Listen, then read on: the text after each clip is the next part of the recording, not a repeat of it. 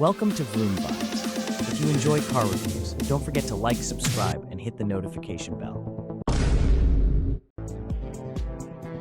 Today, we're taking the Tesla Cybertruck off-road to see if it can handle tough terrain on its stock tires. Can this futuristic EV keep up with traditional off-road trucks, or will it struggle when the trails get rough? Let's find out. Right off the bat, the Cybertruck's suspension and ground clearance give it a solid stance. The stock all-terrain tires provide decent grip, but let's see how they hold up on tougher terrain. With its instant torque from the electric motors, the Cybertruck powers up the hill with ease, but how does it handle loose dirt and traction loss? Let's take a closer look. Over rocky terrain, the adaptive suspension keeps things smooth, but sharper obstacles could be a challenge.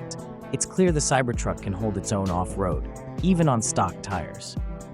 With upgraded tires, it could be even more capable. What do you think? Would you take a Cybertruck off-roading? Let us know in the comments. Don't forget to subscribe for more epic content. Like the video, share it with your friends, and drop a comment below.